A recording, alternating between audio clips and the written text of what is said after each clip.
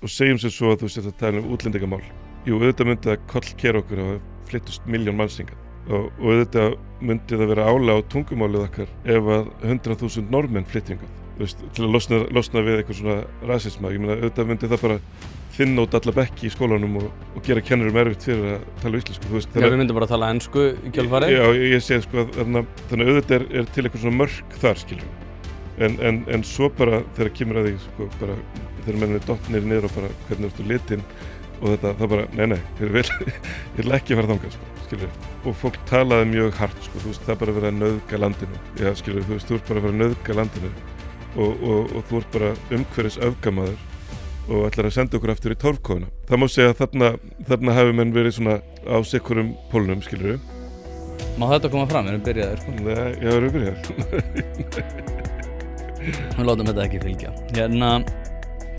Nei, sko, mótorói, sko, svolítið einkenni hjá mig. Ég kalla það Tóti að móti í vinnunni. Ok. Það ég svolítið átakasækinn. Já. Mér finnst gaman að vera í átökum. Og mér finnst fegur í átökum. Já. Hvað finnst þér? Ég meina, vinir mínir eiginlega, af því að mér finnst svo algengt núna í samfélaginu, sérstaklega ef þú kynnist einhverjum á Twitter, að þá finnst þér hann strax fyrir fávita, því að hann er sko á endurum meiði við þig. Og samskiptin þar fara oft í fúlan pitt bara strax. En þá ég minnuður svona eiginlega allir vinir mínir þegar ég var bara svona yngri, þeir voru eiginlega bara í stjórn Heimdallar eða eitthvað. Og það var bara öll okkar kvöld voru bara það var bara verið að rífast. Ekki rífast, það var bara verið að debata alveg hart, sko. Já. Og erum bara, þú veist, allir bara bestu vinnir í dag, en ég held ef ég hefði kynnst þeim á Twitter, sko. Það var ekki vinni. Ég hef aldrei orðið vinni þeirra, sko, nei. Og ég lendi því daginn að ég var eitthvað, fór að borða á nýja staðinn, hvað er hann, það sem að brút var, Tívolí. Já. Og sittist strákur fyrir aftan mig og ég heyri eitthvað svona, heyri allt í svona eitthvað, Andri Snær eitthvað, og eða bara, það voru þeir eitthvað, þeir vissi ekki, ég held að vera að stríða mér, sko. En þeir vissi ekki að ég væri það. En þeir voru eitthvað á endurum við eitthvað sem ég hafði verið að segja eitthvað. Og svo sneri mig við, rak hausinn svona milli þeirra og sagði, hvað er að segja? Og það varðu voru svona eitthvað svona trillingslátur og mjög skemmtileg samskipti. En ég held að ef ég hefði komið inn á Twitter þá hefði eftir svona 3 komment verið orðið svolítið svona fúlt í grautnum, sko. Þannig að ég held að samskiptamiðlarnir sem komið okkur upp séu ekki að færa okkur saman og heldur ekki að gera debatt skemmtilegt í rauninni. Nei, ég er sammálaður þar og ég bara reyni eftir fremsta megni, ég reynda tók sko alla samfélagsmiðla út af símanum. Já. Og síminn er orðin eiginlega það leiðilegur nema þegar ég er að lesa bækur gennum hljóðbækur og í kjölfar þess þá líður mér bara miklu betur út af því að líka eitt í þessu að sko vandinn við sko ekki stjórnmálaumræðu heldur stjórnmálaumræðu á samfélagsmiðlum og samfélagsmiðli heild, alveg sama hvort þessi stjórnmála eða ekki, er sko að það allir mist er að þú ert þarna að hitta þessa stráka og þeir eru eitthvað að ræða þig og örugglega eitthvað að tala um það hvað þú ert á einhvernum röngum skoðunum og eitthvað að þú getur stungið hann hausnum inn og það verður skemmtilegt. Hins vegar ef þú myndir stinga hausnum inn með því að koma með komment að þá ertu sko komin í ákveðið leikhús þar sem að þú ert einhvern veginn svona endurvarpa af einhverjum hugmyndum sem þú veist að aðrir sjá en í rauninni það sem að þú ert að segja ert í rauninni að vonast til þess að þeir sem eru sömuleiðis andstæðingar þeirra sem þú ert að tala við, þar að segja hugmyndafræðilegir andstæðingar, að þeir séu sko að fara að líka við færsluna þína. Og þá er komið eitthvað svona like-keppni gagnvart og þá verður þetta hatramt. Við erum bara konar í búrið, sko. Já. Já, þetta var ekki til, fólk bloggaði þegar Draumalandi kom út á sínum tíma, sko. Það var í rauninni skemmtilegra menn voru með bloggsíður og þannig að fólk var með svona stórar færslur. Interneti var aðeins öðruvísi á þessum tíma.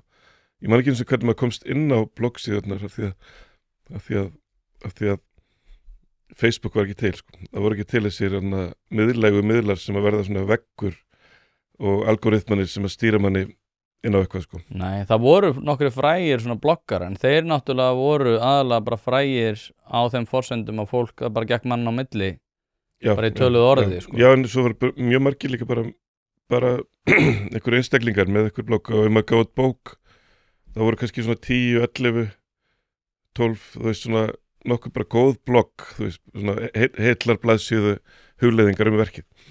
Ég er svona rétt á þetta, voru með bloggsíður en þá voru við sko táningar og það var allt niður í 13 ára þá voru við með blog.central síður þar sem að úlingar einhvern veginn skiptast á skoðunum en þetta var aðalega einhvern veginn svona samansafn mynda sem að voru samt einhvern veginn í slagtöð þetta var eiginlega fyrstu samfélagsmiðlanir þannig. Svo var mokkabloggi kannski ekki til fyrirmyndar heldur það var svolítið slemt þannig það er ekki alveg hrein nostalgía í þessu sko. Nei, en það er svo sem ekki heldur hvað var það söguna sko, það er ekki bara nostalgía, það getur verið nostalgía en hugmyndir okkar eru kannski ekki aðeins, hvað ég var að segja, glansaðri heldur en svona raunveruleikin var í raun og veru sko.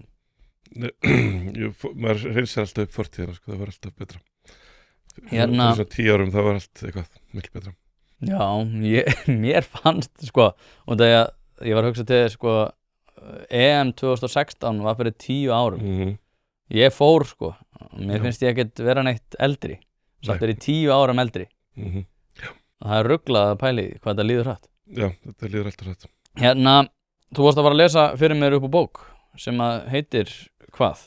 Já, ég ætla nú að lesa upp úr því í samhengi. Já, er það samhengislaust eða þú byrjar bara á því að lesa þetta? Það gæti verið. Prófum það bara og svo sjáum hvað gerist. Þetta er bók sem heitir Á hreindýraslóðum eftir Helga Valtýsson skrifað 1939 og þá hann var Austfirðingur skáld, ég held að hann hafi skrifað Sólvindarglaðir, glettnir og hraðir frægustu fyrir það og hann skrifaði þetta hérna á Vesturöræfum forspil í dúr og moll. Öræfin eru faðmvíð og fjallablá, kyrrð þeirra gerði hljóðan og hlustandi, þar skilurðu heimdall til fullnustu. Hugfangin hlustarðu á andardrátt þinnar eigin sálar sem höfðu gleymt árum saman. Hér skynjarðu fyrst ómæli svíðáttu anda þins og þú stendur kyrr og undrandi í djúpri þögn og óumræðilegri lotningu fyrir guðdómi sálar þinnar. Fjarlægðin, fjallabláminn, jökulbungan mikla, reginn niður kyrðarinnar, allt þetta speglast og endur ómar undir hvolfþökum sálar þinnar sem spanna heiminn og jörð, allt sjónarsvið anda þins. Og sjálfur rennur þú sem söngklökkur ómandi strengur inn í þagnar þrungna geimvít Guðs og verður eitt með henni. Já, óðurinn til náttúrunar. Já, þetta er ferðalýsing 1939 þar sem að þeir eru að rannsaka burðarsvæði hreindýrana á Kringilsárana hjá Jökulsá á Brú og þarna hjá Jökli og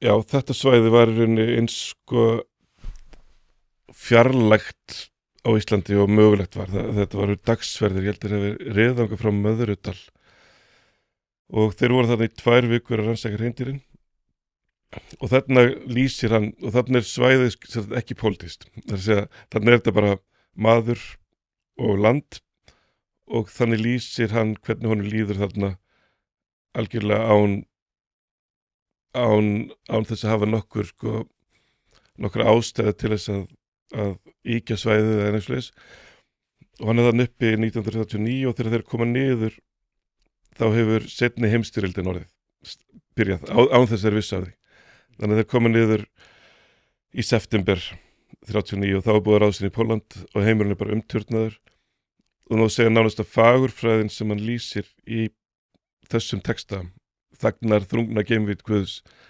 að mikið af því í rauninni fellur líka kannski í íslensku bókmyndasmekk þegar að menn fara að spyrja sig hver er þessi Guð þegar að Evrópa er búin að brenna og 50 miljónum manns deyja og kjarnorkusprengja sprungin sko. Þannig að mér finnst þessi text alltaf svolítið klikkaður og þetta tengist alltaf svæði sem ég skrifaði í Draumalandinu sem kom út fyrir 20 árum síðan og það var svo merkilegt að þá hafði ég ekki fundið þessa bók. Hún var bara upp í hillu hjá Afa og ég bara hafði aldrei opnað hana. Og einhver hluta vegna í gegnum alla baráttuna þetta svæði, það hafði enginn gripið þennan texta og gert hana eitthvað svona slagorði. Og við vorum alltaf að reyna að rökræða af hverju við ættum að vernda svæðið. Já, við þurfum að vernda það út af túrisma. Því við þurfum alltaf að setja eitthvað svona efnahagslegt samhengi. Þannig að við þurfum að vernda af því að þetta getur verið þjóðgarður og getur dregið að ferðamenn. Við þurfum að vernda það af því að þetta getur verið tökustæð fyrir bíómyndir. Við þurfum að vernda það af því að það væri að taka ljósmyndir þarna og það væri gott fyrir ímynd Íslands og eitthvað svona. Þannig að við vorum alltaf í þessum svona efnahagslega. En ef ég hefði mætt í Kastljós og segja, já sko, við þurfum eiginlega að vernda það svæða því að ég var þarna sko daginn og bara, það kom bara yfir mig þannig að þagnar þrungin geimvít kvöðs og ég hvarf bara eins og ómandi strengur yfir hvolfþökum sálar minnar og þess vegna þurfum við að vernda þetta. Og þannig að mér var svo geggjað að þetta var það var svo augljós svona hvað maður býr í, núna þekkjum við tungumálamódelin svo vel eftir að ChatGPT og svona kemur, að fólk bjó bara í öðru tungumálamódeli, sko. Þú máttir nota önnur orð, þú máttir setja öðru þessi saman en núna fannst mér eins og ég var í staddur í einhverju svona hugmyndakerfi þar sem ég var sagt, þú átt að hugsa svona, þú átt að rökstyðja veruleikaðinn út frá þessu og trökkur svona efnahagslegum forsendum og svo fer fólk þangað, upplifir eitthvað mikið, má ekki tjá það með þessum hætti, af því rauninni má segja að það sem hann lýsir, það svona kemst nokkuð nálægt í að standa einmitt við Töfrafoss, með Snæfell, fullan mána jökulinn og þennan sturlaða kraft sem bjó þessu sveiði. Og það er eiginlega bara hægt að einu rökin fyrir til þess að skilja hversu heit baráttan var þetta sveiði er að lesa Helga Valtýsson og þessi umræðu hans og þessi orðum þagnar þrungna gemið Guðs vegna þess að ég held að fólk hafi fundið eitthvað heilagt þarna en við byggum á tímum þar sem það mátti ekki segja heilagt.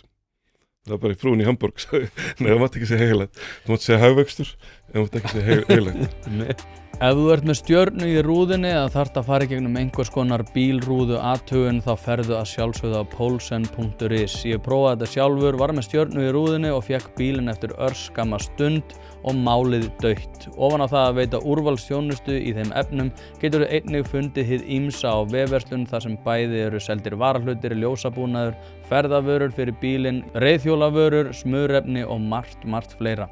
Þannig að ef þú ert að drolla við viðhaldið eða bílrúðuskiptin þá mæli ég bara með því að þú hættir því, farir hann á Poulsen.is og letir klára málið í dag.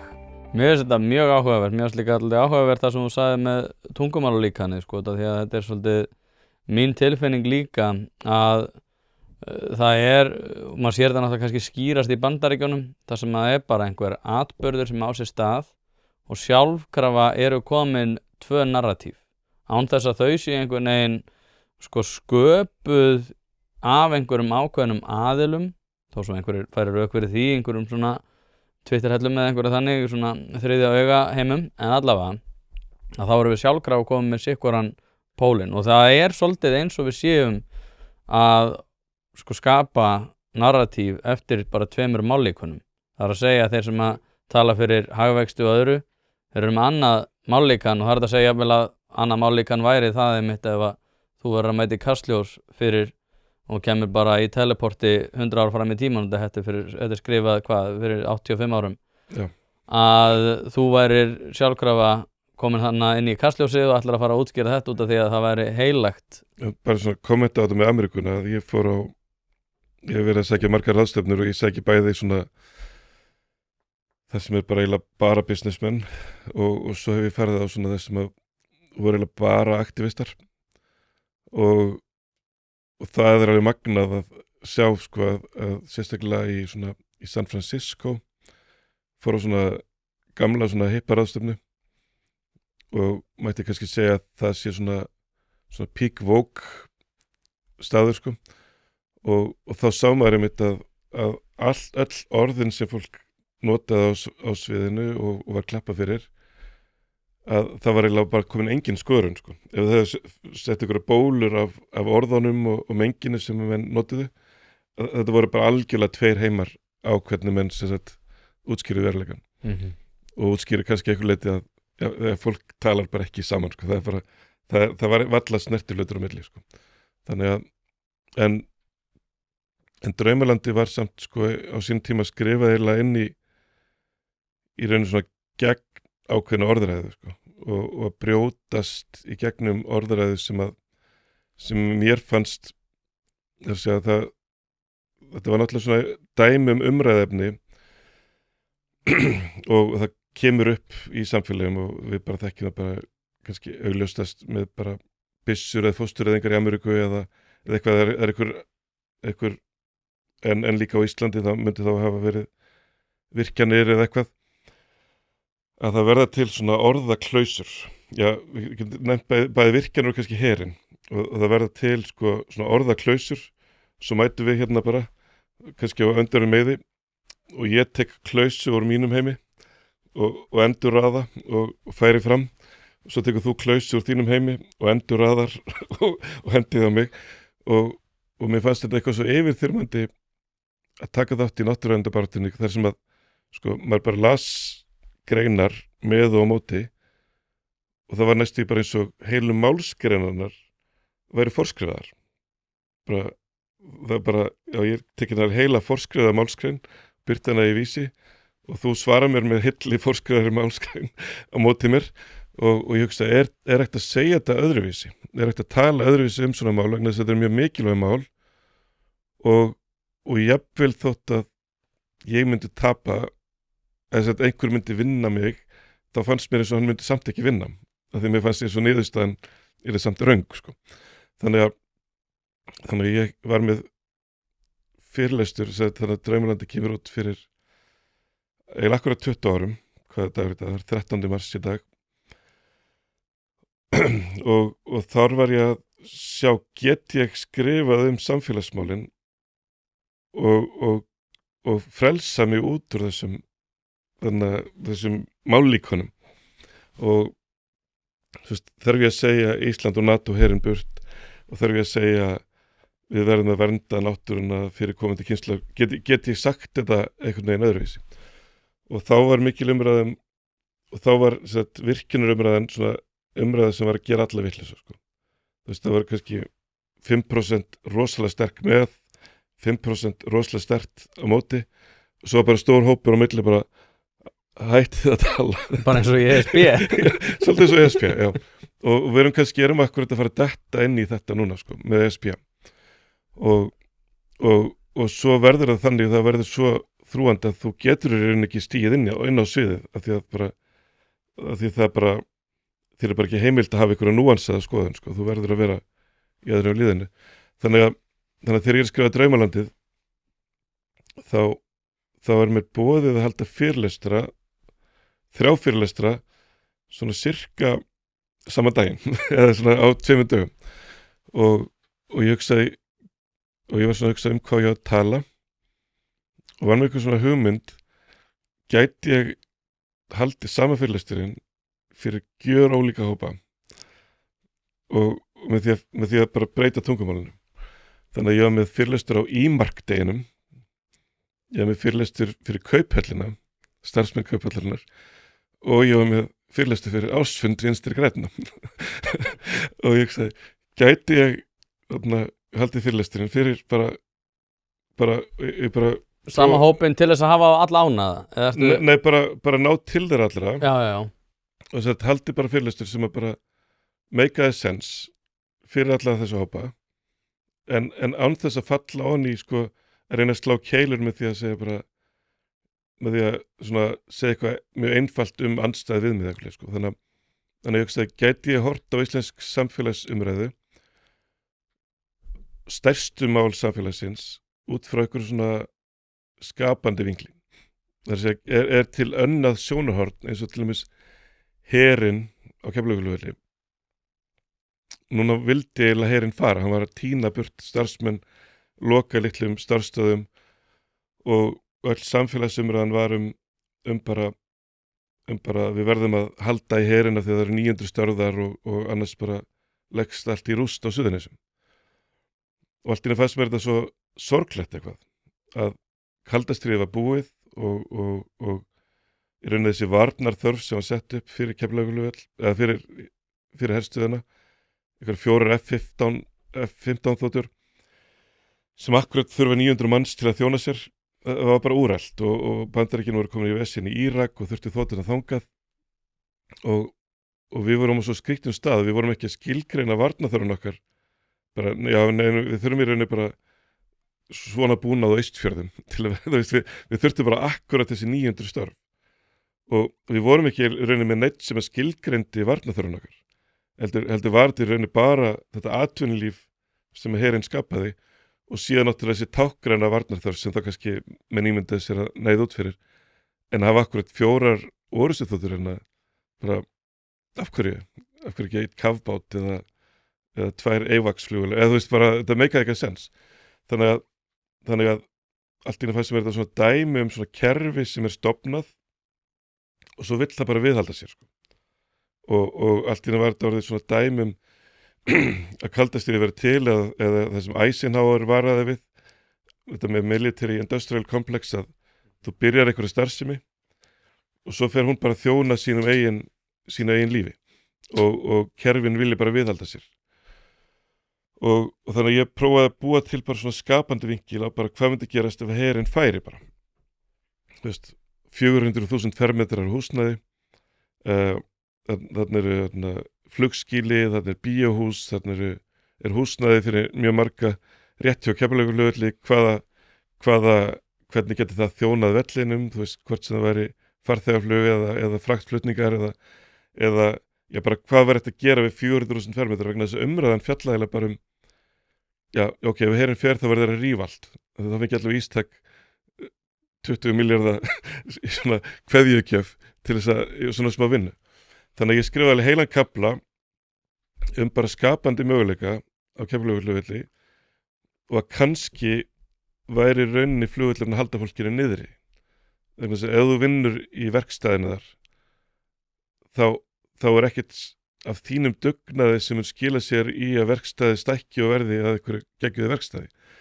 Það byggist allt bara fjárveitingum frá Washington, hvort að þú fáir í rauninni að reka verkstæðið í næstu viku eða ekki. Og svo fannst mér umræðan í rauninni tungumálið sem talaði stoðir atvinnulífsins. Skilur við, að mér fannst það eiginlega svona minnka í rauninni gera lítið úr hvað einstaklingurinn eða samfélag gerir, sko. Þannig að þú ert varnarlaus og þú stendur okkur í stoð. Það er einhver stoð undir þér en ekki að þú ert einhver sem býr í lýðræði samfélagi og frekar fjölbreyttu samfélagi. Þú velur hvað þú ætlar að gera. Hlaðvarpið eins og þið vitið er í samstarfi við Harðfisksverslun Hrafnadals. Nú er ég búinn að selja töluvert af þessum gæða harðfisk og hafa viðtökunar verið hreint út sagt ótrúlegar. Þetta er valsað upp á gamla mátan, sjósaltað og kemur til þín ferskt. Nú býð ég bæði upp á ísu og steinbít sem kemur á roðinu, alveg eins og þú vilt hafa hann, þurrkaðan að sjálfsögðu í vestfirsku fjallalofti og eins og ég segi, viðbröðin hafa verið vonum framar þannig að ég þarf ekki einu sinni að vera í neinni væntingastjórnun. Sendu e-mail á hrafnadalur@proton.me en hlekkin og verðupplýsingar má einnig finna í lýsingu á þessum þætti. Þetta er samt á ótrúlega kapitaliskum grunni og þetta er rauninni það sem sama sko Thomas Sowell hefur verið að segja. Það sem hann er að segja að í grunninn sko þegar að fólk er að tala fyrir óþarfa að þá er það í rauninni að segja að þessi óþarfa aðföng sem eru þessi starfsmenn væru þá myndu nýtast betur einhvers annar staðar. Já, þetta var bara svona sjumpfettir, þetta var mjög óisturist, þetta var alveg, ég skrifaði mig orð svolítið inn í Hayek og sjumpfettir og það er það eina sem ég heyri sko. Austurísku skóla, en það fekk ég sko frelsisvelin sus fyrir bókina.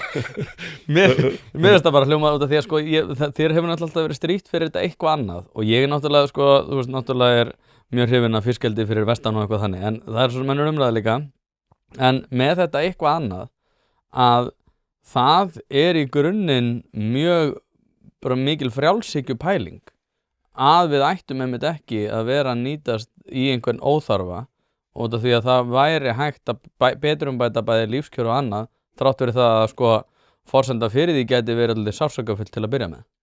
Já, þetta Ég var veist ekki að bara Hayek maður og Schumpeter, ég er bara mjánað með ég skrifaði minni í þetta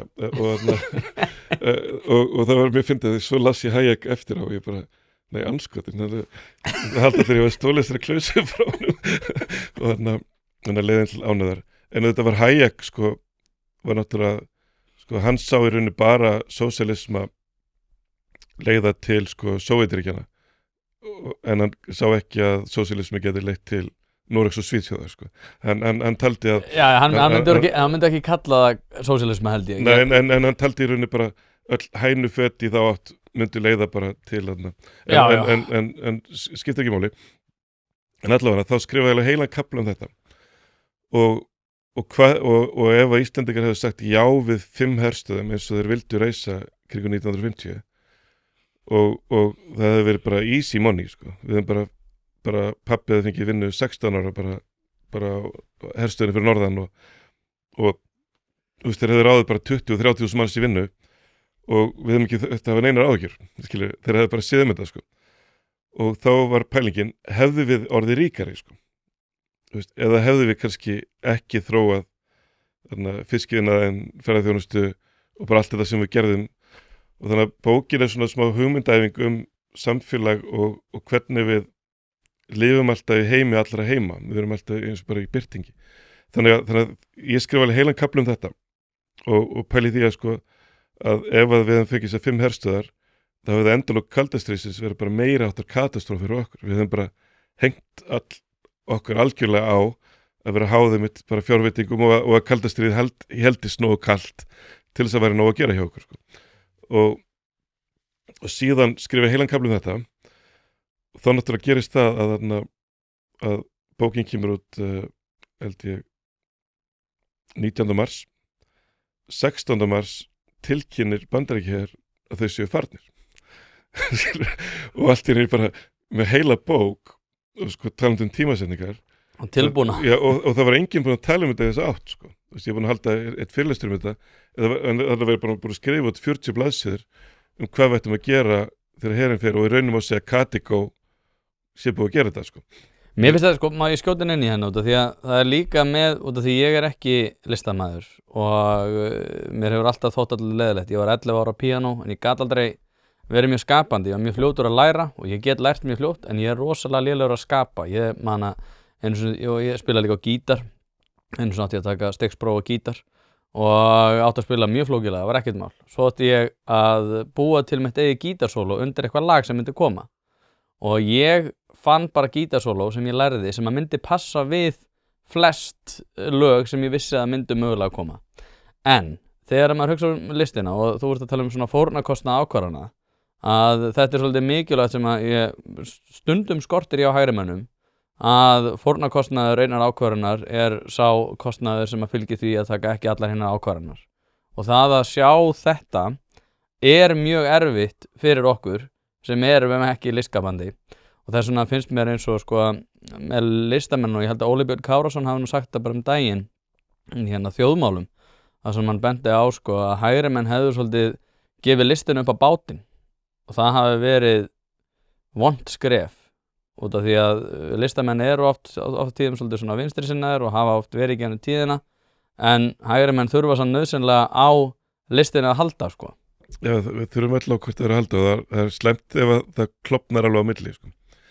Og gerðist náttúrulega í kaldastríðinu á Íslandi að það klopnaði næst í alveg á milli.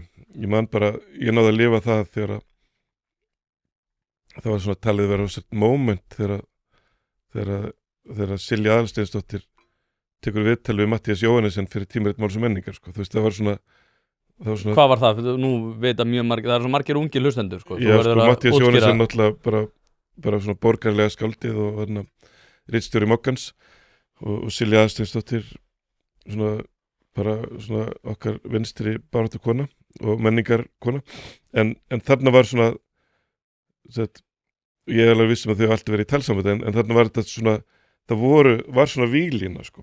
Það var menn og ég man á rétti það þótti bara merkilegt að þarna stegi Morgunblaðið inn í tímarit Máls og menningar og og þarna var svona þýða en allavega þarna var náttúrulega þessi þarna var ég svona að reyna að leysa upp bara hugsunargangin okkar og af því að við vorum náttúrulega líka svolítið aumingjar gagnvart Bandaríkjamönnum að vera alltaf svona að biðla til þeirra að halda einhverju strúktúr sem að meikaði engan svona varnarfræðilegan sens, skilur, þú veist, þannig ef við vorum raunverulegir bandamenn þeirra og við raunverulega stöttum Írakstríð þá myndum við bara segja, já, það er ekkert að gerast hérna takið svo þotur, skilur við. Jú, kæru hlustendur, hlaðvarpið er í samstarfi við fyrirtæki sem að vilja gera hlutina almennilega og eitt af þeim er að sjálfsögðu Alvöru Bón.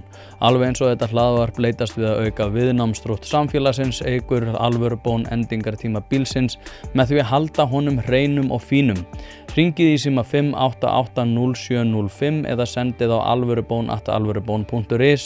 Nú ef þú vilt einfalda þetta fyrir þér enn frekar þá kíkjuru bara á staðinn af Viðarhöfða 2A og lætur fagmenn sjá að bíllinn þinn sé hæfur til þess að vera séður á götunum.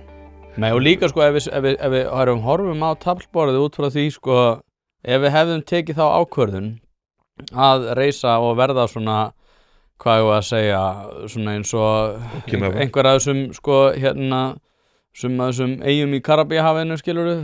Okinawa er svona, í Japan, þeir eru með einhverjar. Já, en við værum aldrei að horfa upp á okkar raunveruleika í dag og segja, við hefðum getið verið með fiskeldi og fiskiðnað og ferðaþjónustu og hugbúnaðariðnað og eitthvað þannig. Þá værum við einhvern veginn ekkert að pæli. Maður sér aldrei hinn heiminn, og í raunum að segja, bókin Þraumalandi var svona barátturit fyrir náttúruvernd og ég var algjörlega sammála Helga hvernig mér líður þegar ég er upp á hálendi en mér fannst ég aldrei þurfa að vera að úttala mig það, skilur, ég mátti bara eiga það fyrir mig að svona leið mér með foreldrum mínum í einhverjum jappaferðum upp á þarna á leiðin upp í Öskju eða eitthvað, skilur, og þegar ég var strákur þá hélt ég að hálendið væri í rauninni þjóðgarður og menn voru rosa strángir á, þú veist, utanvegaakstri að vera ekki sparka upp mosa og svona og síðan gerist það svona í kringu 2000 að við komumst að því að rauninni það var í rauninni bara tilviljun að við áttum þetta hálendið það hafði alltaf verið markmið að vera búin með það, skilja, þetta átti að vera allt orðið bara svona eins og Virkjunarröðin upp Þjórsá. Það átti að vera búið að klára bara meira þess að Jökuls á fjöllum LSD, langstæsti draumurinn sem var að taka Jökuls á fjöllum og steypa henni yfir í Lagarfljótið eða yfir á Austurland að þessar hugmyndir höfðu verið uppi og vandinn var sá að það var engin iðnaður í heiminum svo orkufrekur að hann þyrfti 600 megawatt. Ég meina Reykjavík notar svona ykkur 200 megawatt jólin, Þannig að eina forsendan til þess að það væri hægt að virkja var ykkur orkufrekur iðnaður en jafnvel þóttu þau fengið alla starfsemi Volvo til Íslands, bara allt saman, allar verksmiðjuna þeirra og allt saman, þá hefur þau samt bara þurft ykkur 30 megawatt, skilur við. Þannig að eini iðnaðurinn í heiminum sem að þurfti 600 megawatt eða 100 megawatt eða 200, svona sem þurfti bara orku Reykjavíkur bara í einum bita, var áleiðnaðurinn. Og af þeim sökum, þannig sem er náttúrulega bara svona brotabrót af málmiðinað heimsins, sem er síðan bara brotabrót af heims bara tækifærunum, að allt í einu er eins og við fáum bara þennan heila vírus, að við getum ekki lifað nema komið álver. Og þetta, særði mig jafn mikið og að sprengja upp þarna einhver varpstöðar heiðargæsar. Það er að segja að það væri alvöru nægt að segja mér að framtíð mín stæðu á fjalli með því hvort að brotabrót af málmframleiðslu heimsins og örbrót af tækifærum heimsins þar stæði bara framtíð mín á fjalli með því og það særði mig eiginlega jafn mikið.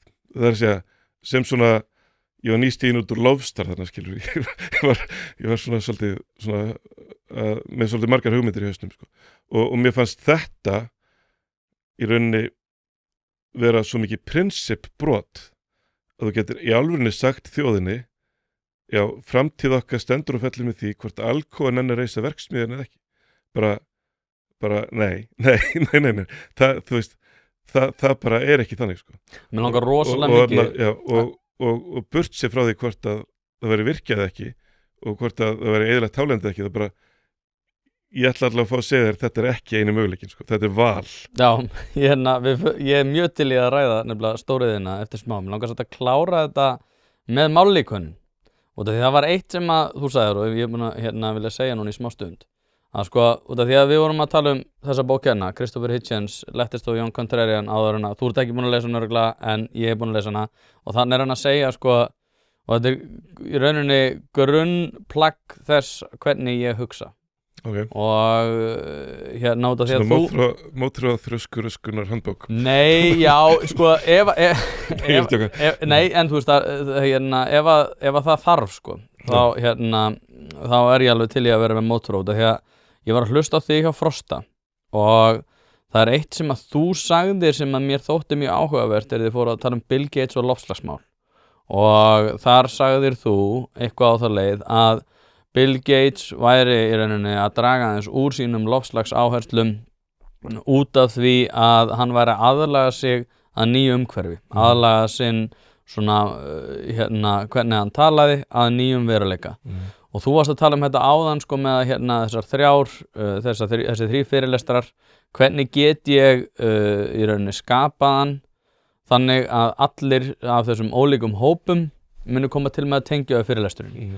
Og mér þykir vera ákveðin fórnarkostnaður og ég er ekki að segja endilega að það veri fórnarkostnaður endilega á þessum fyrirlesturum, en ég er að segja að það er fórnarkostnaður sem hugsunarhætti sem er sá að þegar við tölum ekki hreint út að þá töpum við einhverju og það sem að hefur farið svolítið fyrir brjóstuð að mér og þetta kemur inn á það sem við vorum að tala með líka með samfélagsmiðlan áðan að það er orðin ákveðin svona kurteisi og átakafælni sem að mér mislíkar sem að nær aldrei neina hámarki fyrir en að við viljum einhvern veginn vera bara þessir algjör halvviti eða það þarf algjörlega að slaufa þessum og við þurfum einhvern veginn að aðlaga allt það hvernig við tölum að því hvernig sko samfélagið er hverju sinni.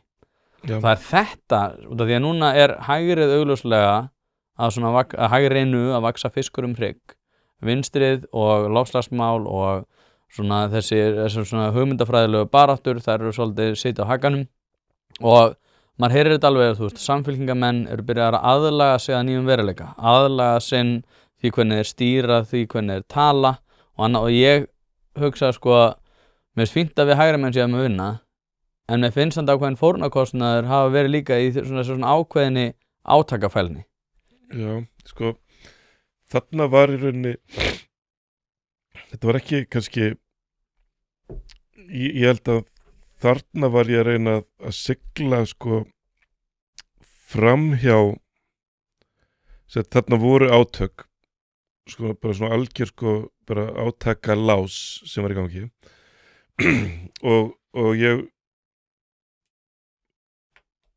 og fólk talaði mjög hart sko, þú veist, það bara verið að nauðga landinu skilur þú veist, þú ert bara að vera að nauðga landinu og þú ert bara umhverfis öfgamaður og ætlar að senda okkur aftur í torfkofuna skilur, það má segja að þarna hafi menn verið svona á sikkurum pólnum skilur og þannig að mér fannst þetta ekkert rosalega svona spennandi orðræðu pólar til að stiga inn í og ég held að mitt framlag hafi verið mjög svona einlægur vilji til þess að við þróum sem samfélag og tækjum réttar ákvarðanir og tækjum síðan réttar ákvarðanir á réttum forsendum sko.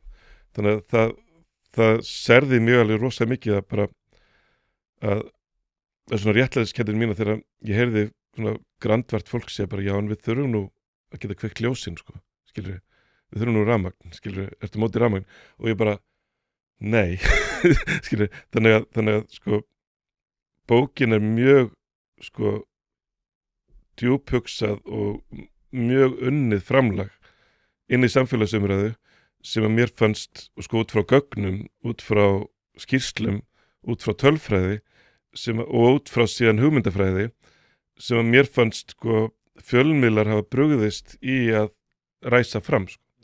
og og segjum sem svo að þú sért að tala útlendingamál. Jú, auðvitað myndi að kollkera okkur að flyttust 1.000.000 manns hingað og auðvitað myndi það vera álag á tungumálið okkar ef að 100.000 normenn flytti hingað, skilur við, þú veist, til að losna við eitthvað svona rasisma. Ég meina, auðvitað myndi það bara þinna út alla bekki í skólanum og gera kennurum erfitt fyrir að tala íslensku, þú veist. Já, við myndum bara að tala ensku í kjölfarið. Já, ég segi sko þannig að auðvitað er til eitthvað svona mörk þar, skilur við. En svo bara þegar kemur að því sko bara þegar menn er dottnir niður og bara hvernig ertu litin og þetta, það bara, nei, ég vil ekki fara þangað sko, skilur við. Og síðan, þú veist, auðvitað til eitthvað sem getur verið of mikið umbærleiti, bara já, hleypum öllum inn og fáum yngar 500.000 normenn, skilur, já, það myndi þinna út tungumáli sko og menningun okkar og valda álega á fasteignamarkaðinn, þannig að það má segja náttúrulega þegar við fjölgum Íslendingum eða fólki sem býr hérna 60.000 manns eða eitthvað á bara 10 árum eða eitthvað, ég er ekki alveg með tölfræðina. Já, þetta er það bil. Já, að alveg sama hvaðan þeir koma, það setur alveg ríkilega press og innviðina og allt í henni læsast krakkar inni sem að höfðu flyttað heimann og eignast börn inni í úlingaherbyggi til 30 sko. Bættu við 2 milljónum hérna ferðamanna á ári líka. Og svo bættu við 2 milljónum ferðamanna á ári, þannig að allt er þetta einhverju ákvarðanir sem þarf að ræða en það er betra að ræða þær út frá einhverjum svona út frá alvöru tölum en ekki með því að fleita fram bara einhverju svona einu mými þarna sem ég sé allt og mikið núna bara bara hvað sem er. Pilsa er ekki eins þegar hún er ekki frá bæjarins bestu pilsum. Það vita það allir sem að hlusta á þetta hlaðvarp að þegar þú ert að fá þér pilsu þá ertu í grunninn að horfa á tvenns konar upplifanir. Það er annarkvort svo ánægja sem fylgir því að vera að borða bæjarins bestu pilsu eða svo vonsvikni sem að fylgir því að vera að borða pilsu sem er ekki frá bæjarins bestu pilsum. Og það vita það í rauninni allir að það er þessar tvær upplifanir sem við erum að horfa upp á þegar við erum að fá okkur pilsu. Því mæli ég með því að þú skellir þessu hlaðvarp í eyrun, farir á næsta sölustað og fáir þér tvíhlaupu ásamt einhverju góðu að drekka. En aftur að Draumalandinu, þá var þessi tími í raun algjör hryllingur. Sko. Hann var svona algjör hryllingur vegna þess að sem sko hafandi bara svona átt mína ást á hálendinu, algjörlega bara út af fyrir mig. Ég þurfti ekkert að vera sko hálendið var ópolítist að þegar fyrsta ljóðbókin mín kemur út árið 1995 að þá stendur aftan á henni svona bullutexti hún var sett í svona samhengi eins og hún væri glæpasaga eða svona Alistair MacLean bók og aftan á bókinni þetta er ljóðabók, bara ástarljóð og alls konar orðaleikir og svona bull hækur og aftan á stendur erlendir hækuverkamenn eitthvað koma landi á Melrakkasléttu og atburðarásinn leiðist inn í neðanjar hreyfingu upp á hálendi og þegar ég skrifa hálendi og Melrakkaslétta þá er það jafn ópólitíski hlutir. Þú veist, Melrakkaslétta hefur enga pólitíska merkingu fyrir okkur núna, skilur við erum ekki á sikkurum pólnum með hvað okkur finnst Melrakkasléttu. Býttu bara. Já, það er reyndar að fara að koma sko, út af vindmýlunum eða eitthvað. En þá var orðið hálendi árið 1995 var jafn ópólitískt. Hálendi bara var þarna og þú mátti fara þangað í langaði, bara eins og getur fara á Snæfellsnes eða bara út á Látrabjarg, en það hafði enga pólitíska merkingu í kosningum eða neina. 5 árum síðar var bara framtíð hálendisins bara orðið meiri háttar spurning af því að þá eru Kína að vaksa og þeir eru svo til sín sko allar hráfuru heimsins og bara eru að byggja þessi áhísi sín álframleiðsla heiminum tvöfaldast og allt í hennu bara og á sama tíma eru orkukerfin í Evrópu og Ameríku vilja gjarnan losna við þessar 600 megawatt einingar sem álverin voru að taka að þau voru eiginlega baggi á kerfanu þeirra þannig að og þau voru að leita að ódýrari orku annar staðar og allt í hennu var bara álver í Þorlákshöfn, álver á Austurlandi, álver á Disneysi, álver í Skagafirði, bara álver í Húnaflóð, þú veist það var bara og allt í einu bara langis og þessi staðir sem maður þekkti bara sem sérvitringur, að ég þekkti Langasjó og þú veist, ég þekkti Aldearfoss, ég þekkti bara, þú veist, maður þekkti bara þessi svæði, allt í einu bara kemst maður að því bara, nú, það þekkir þetta enginn og allt í einu eru við ykkur kapplaupi að eins og að kynna þau. allt í einu eru við ykkur kapplaupi að kynna hálendið fyrir Íslendingum, að koma ljósmyndurum upp á Langasjó og dreifa myndum af Langasjó til þjóðarinnar vegna þess að Norðlinga öldu veita, hvað þýðir það, skilur, það hefði enga merkingu þegar aðrir voru mitt bara, þeir var að eyðileggja þagnaþrungna geimvít Guðs, en það bara vissi enginn hvað var í húfi og þannig að samtímis á einu tímabili stuttaður en bókin kemur út voru framkvæmdir í fullum gangi fyrir austan og síðan bara Þjórsárver, Langisjór, Aldearfoss, Jökulsárnir í Skagafirði, það var bara allt undir samtímis og þá átti bara að taka þetta og grimmdin þarna og síðan einmitt hvernig var talað niður til umhverfis sinna, bara já þeir eru bara mótið framförum, þeir eru mótið rafmagni og svo hitt og hvað eigum við að gera í staðinn, þannig að tekur sko 0,01% af efnahags möguleikum heimsins og það verður bara eitthvað svona risastór álblokk fyrir höfðina þér og bara þetta er eina sem er hægt að gera og það var þessi heilaskemmd sem að mér fannst bara svo hræðilegt að upplifa að þjóð mín bara virkilega taldi þetta vera möguleika, annarkvort þetta eða torfkóarnir þannig að Draumalandi verður varnaritt, hún fjallar hugmyndir, hún fjallar þannig að áður en ég getur komið að álkaflanum sem eru á cirka blaðsíðu 200 að þá þurfti ég að vera búin að búa til í rauninni minn eigin orðræðu heim sem ég gæti síðan vísað í á þessum síðustu 100 blaðsíðum. Þannig að ég þurfti búa mig til minn svona eigin hugmynda heim þannig að hvernig á ég að útskýra að þegar ég er að tala við fólk og sér já þeir byggja þetta fyrir austan en þá er þetta líka komið gott. Nei sko, þú gerir stærstu framkvæmd Íslandssögunnar og þú hættir ekki þá, skilur, þá ertu hann alveg ógeðslega, þá ertu bara aldrei Íslandssögunni hefur verið jafn góður í að byggja stíflur. Þannig að þá þurf ég að búa til dæmissögu í bókinni sem fjallar píramídana í Egyptalandi. Að ef að þú ert mannlegt samfélag, þá er ekki þetta kenningum af hverju píramídarnir í Gísa eru 3. Sko, ég Það er því að það er ekki hægt að búa til eitt píramída.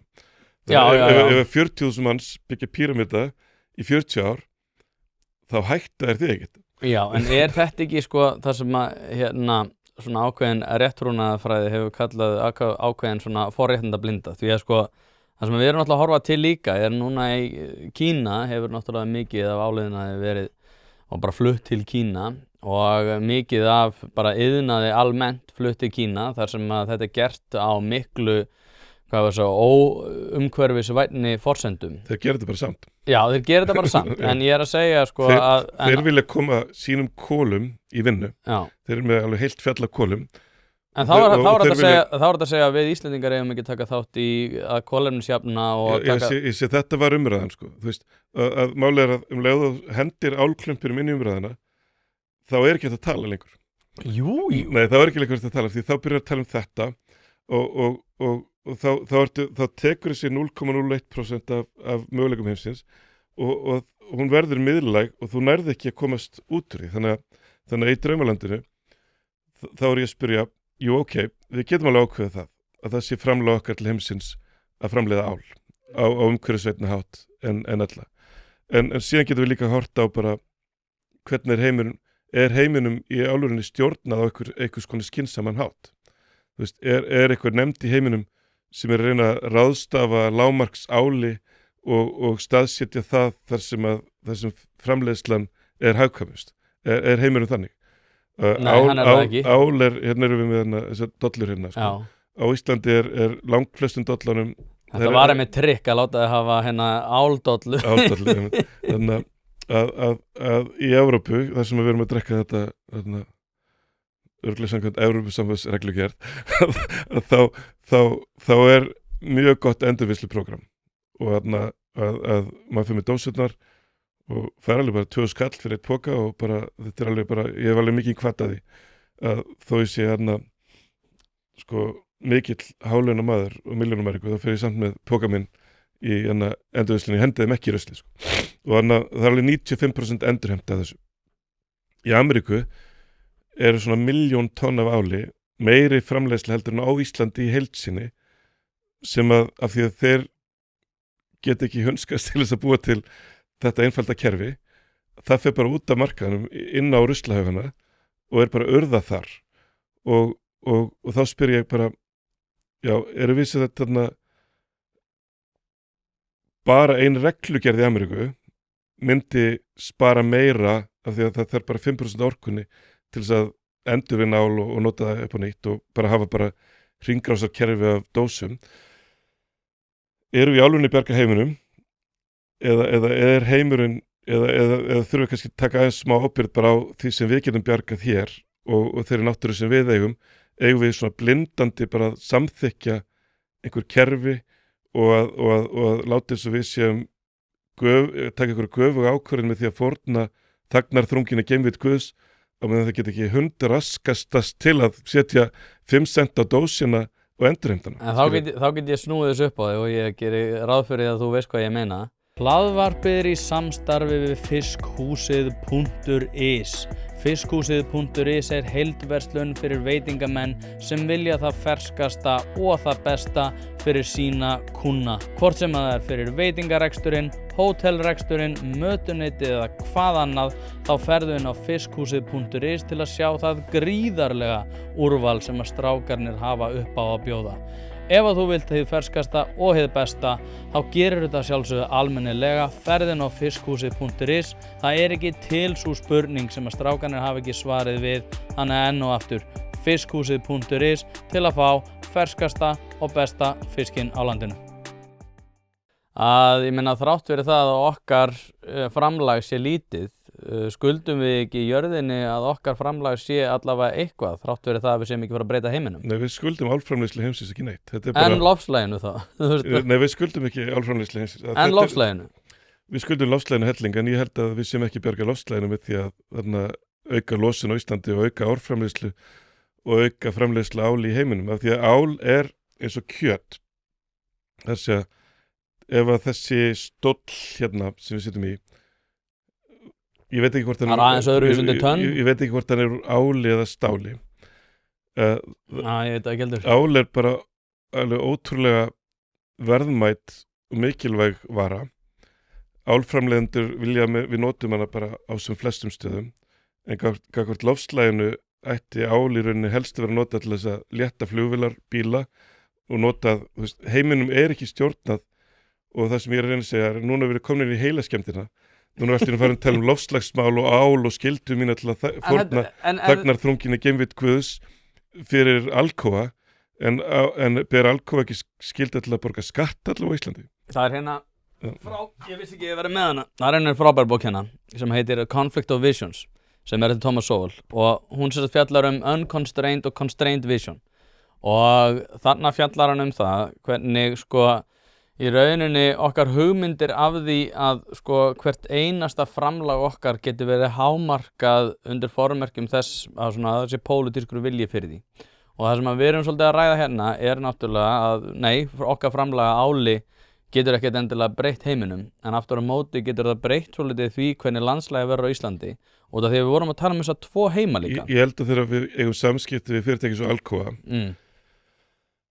og ef þú ákveður við göngum til samningaborðsins með það leiðarljósi við sem að bjarga heiminum og við ætlum að fórna landi, já ég sé það, þú fer á samningaborðið, þú ert hérna forstjóri Alcoa og við setjum sérna og ég segi, já blessaður forstjóri Alcoa, þannig að ég er hérna komin hérna með mitt land og ég ætla að bjarga heiminum og ég ætla að útvega þér ódýr orku og þú þarft ekki borga skatta og þú þarft jáfnvel ekki eins og borga nóg mikið til að við borgum niður stífluna. Það er þá er ég að spila lúdó við stórmeistari í skák. En Andri, út af því að við höfum að taka, þegar maður á samskipt við svona alþjóðleg stórfyrirtæki, þá það vera á algjörlega kapitalískum forsendum og ef við búum til ál sem að þarna er þá betri en kínverst ál, það ætti þá að vera einhvern veginn eyrnamerkt í heiminum að þetta ál hefur þá einhvers konar forgjöf á markaði sem fær okkur líka meiri verðmæti fyrir að búa til premium vöru.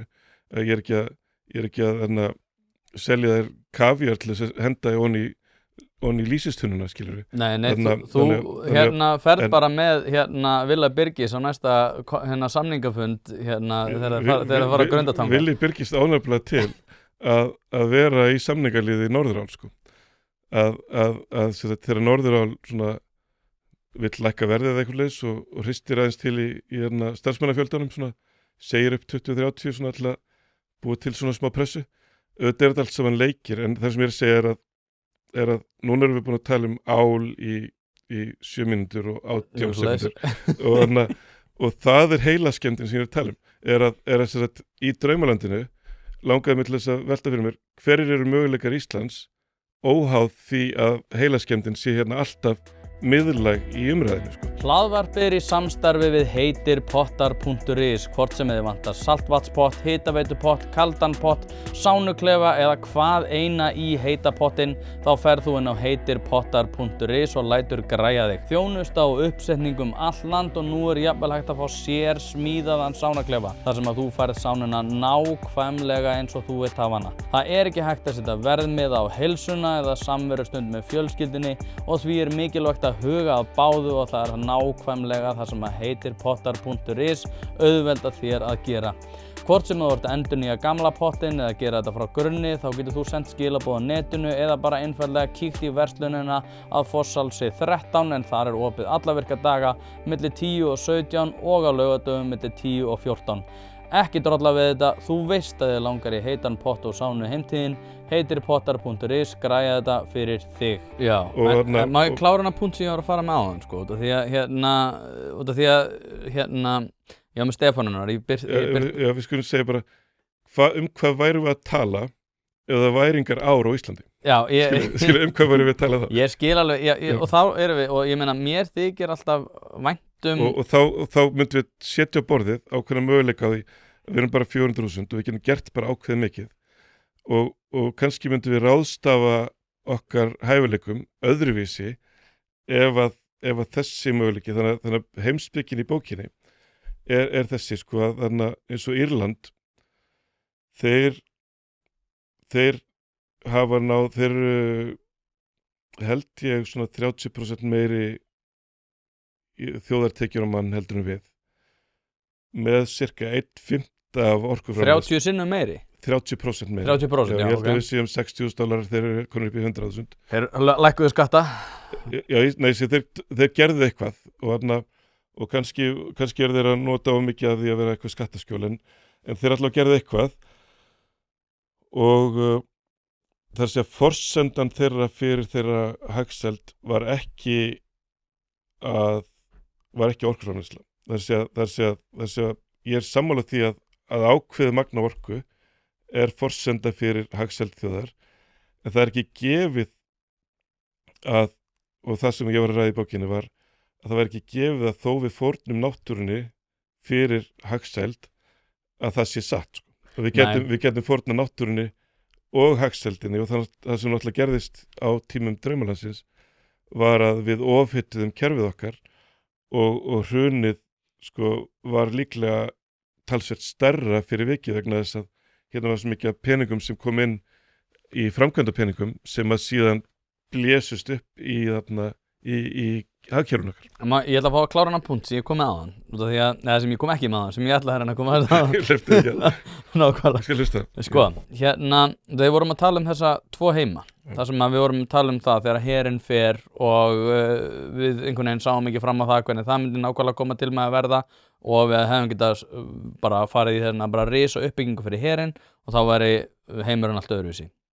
Það, sko, að við búum við góðu lífskjör er samt, sko, ekki komið á ástæðulausu og það er alveg hægt að segja að það sé ekki út af orkunotkun og eitthvað fleira þvíumlíkt en í þessum umræðum að núna, til dæmis var ég eins og ég var að segja þannig að Stefán er komið inn og hann segir bara landvernd og allt þetta liðið er bara geðbilað og ég veit að þið, Stefánunar sjáu þið ekki alltaf heiminn eins þó svo að þið gera það örugglega oftar heldur en maður mann grunnar en sko, út af því við vorum að tala um fórnarkostna ákvarðana, að einhverjum ástæðum samt þessi eyja í Ballarhafi með góð lífskjör.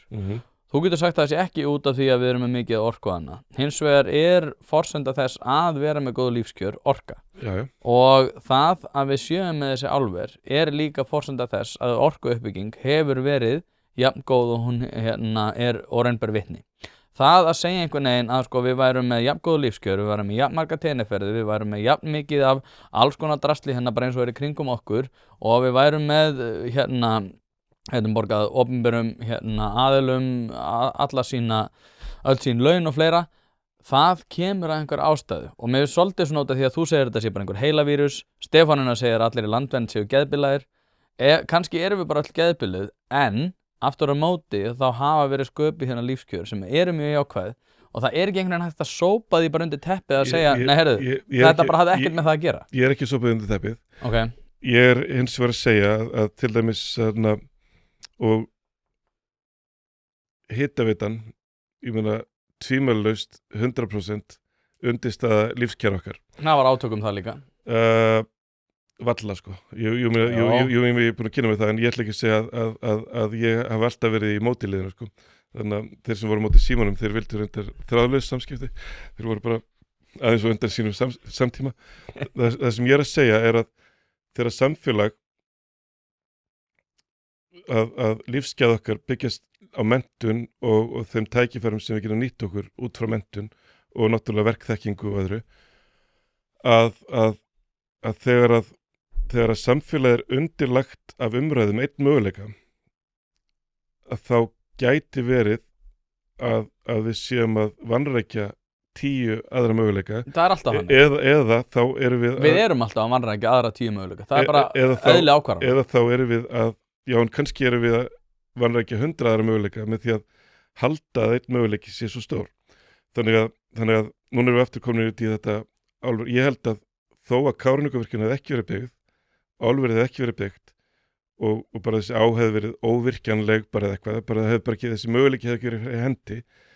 Ég held að við myndum ekki búa við minni lífskjör í dag ef við höfum bara ekki farið út í þessa vegferð. En heldur mikilvægt. Ég er að segja sko að núna erum við að keyra samfélag okkar á 4 sinnum eða 5 sinnum eða ég vil 8 sinnum meiri orku per mann miðað við þjóðir sem hafa náð heilmiklum lífskjörum. Þannig ég er að segja að hugsanlega var tækifæriskostnaðurinn miklu hærri heldur við gerum okkur grein fyrir í að einblína svona mikið og núna erum við búin að tala í 14 mínútur um þetta þegar við getum verið búin að tala um sko, við erum að gervigreinda tímum og ég var að skoða viðtölun við mig frá 2002 þegar ég gefið út Lofstar sem var svona bara jáleiðslega út af hér.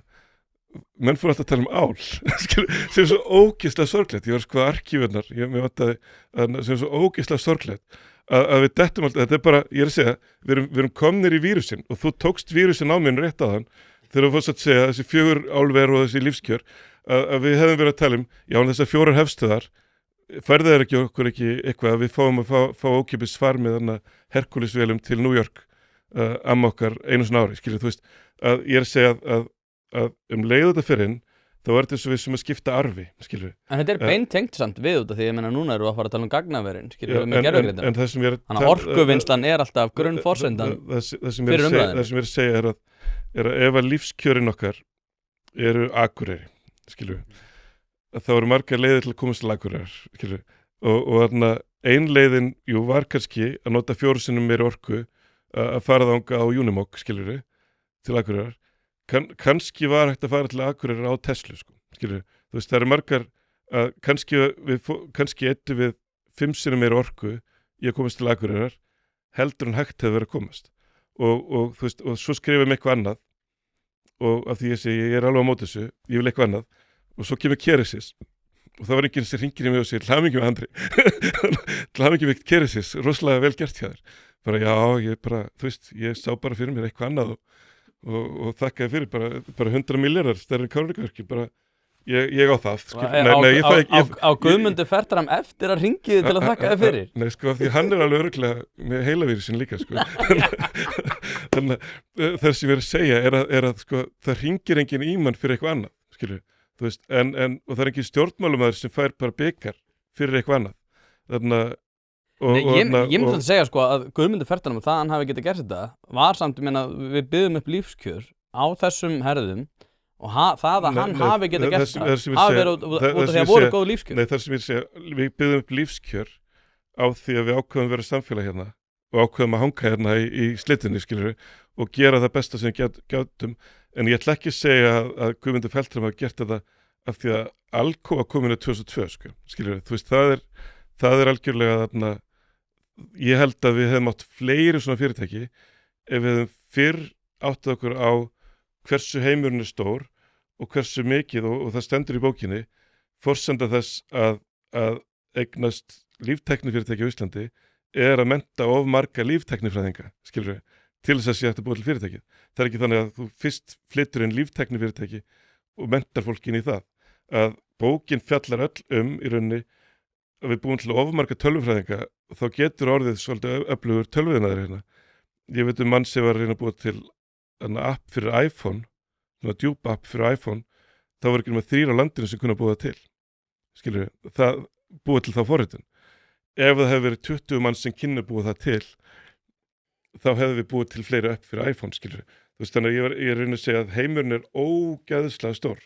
Ég meina, Ameríka er 1000 sinnum stærri en Ísland. Evrópa er 1000 sinnum stærri en Ísland, þannig hvert skiptið sem þú segir, já, álverið fyrir austan, þú skilir mig ekki, að á Austurlandi býr núna lægra hlutfall af Íslendingum heldur en byggu árið 2000, það er að segja búið eitthvað 3,5% til að voru 4%, það er svona cirka 10.000 manns þarna ennþá, en samt er þeir með orkuframleiðslu á við Kaupmannahöfn, skilur. Þannig að í bókinni var ég að segja að þannig þeir eru bara hentug nýlenda, þetta er staður í vörn með auðlind og það hentar vel Landsvirkjun og Alcoa að þeir séu í vörn með auðlind og þannig að þeir geta komist þarna inn með sína starfsemi. Ef að Íslendingum langar í alvörunni til Austurland þarna þrífist og Austfirðingar og við höfum einhverja framtíðarsýn að Austfirðingar verði 40.000 árið 2050 sem væri bara mjög flott af því að ég held að Ísland væri svo miklu ríkara ef að eitt af útkverfunum okkar hérna á höfuðborgarsvæðinu hefði orðið til fyrir austan, skilur við, og að börnin okkar, þú veist, hugsi, já kannski, þú veist, að því núna finnst mann eiginlega bara vera ætli búið í Reykjavík eða Kaupmannahöfn, skilur við, þegar ungt fólk er að hugsa sér sína framtíð, að það veri svo geggjað ef að Austurland ætti, þú veist, ef það veri 50.000 eða allavega 30.000 manns þar, skilur við, ef það veri búið að hringtengja Austurland með jarðgöngum, ef að flugvöllurinn á Egilsstöðum væri með daglegt flug til Evrópu, jafnvel getur byrjað á því að vera fyrsta kolefnislausa hoppið með því að hoppa til Færeyja og Orkneyja og svo til Skotlands á rafmagnsflugvélum. Ég segi svona, sko, þú veist, ef að þeir myndi setja upp 400 manna háskólaþorp þarna, skilur við, og þar sem ungt fólk fer þangað til þess að fara í háskóla en álpast til þess að eignast börn og byrjar að unga út þarna, skilur við, að mér fannst þessi staður sem að mér langaði til þess að sjá vaksa lenda í því að vera bara í miðju köldu stríði við hluta landsmanna og að allir hafi tapað þar, sko. Já, ég þarf að koma barni til tannlæknis þar sem ég mun horfa í kringum mig og fagna því mjög mikið og horfa á öll áhöldin og fagna áliðnaðinum, en ég er að djóka. Ég segi alltaf við... Þú átt að vilja þeir borgi skatta eins og við, skilur. Já, ég vona að ég læt tannlæknin hafa skattframtalið, ég bið skattframtalið. Nei, ég er að djóka. Ég segi alltaf við mannendur þangað til næst, en við ætlum að gera þetta mjög fljótlega aftur, við ætlum að tala um ljóthús og við þurfum eiginlega bara að bóka 3 tíma næst, út af því að það er mjög mikið sem við þurfum að ræða og við ætlum að gera þetta mjög fljótlega. Fegurð er mjög erfitt hugtak, en ég er aldrei að tala um það, sko. Já. Það er allavega ekki þagnatrungin gefið við guðs í öllum nýju húsunum. Ég er nefnilega út af því að, bara svo rétt svo í skjótin, ég er hún alltaf sein, við ætlum að tala um ljóthús, út af því að þú varst með frábært erindi á steypudeginum, það sem að ég var að stýra pallborðsumræðum og við ætlum að ræða það, en þú fékkst heilavírusinn og við vorum að tala um áliðina. Ég ætla að tala um gervigreind Já, við tökum það næst. og bara heiminn og Og bara við höfum reglu fyrir næsta hlaðvarp. bannað Það er bannað að segja á. frún í Hamborg. Og frún í Hamborg. Andri Snæ Magnason, takk aðeinslega fyrir að koma og þangað til næst sem verður eftir mjög skamman tíma. Takk fyrir.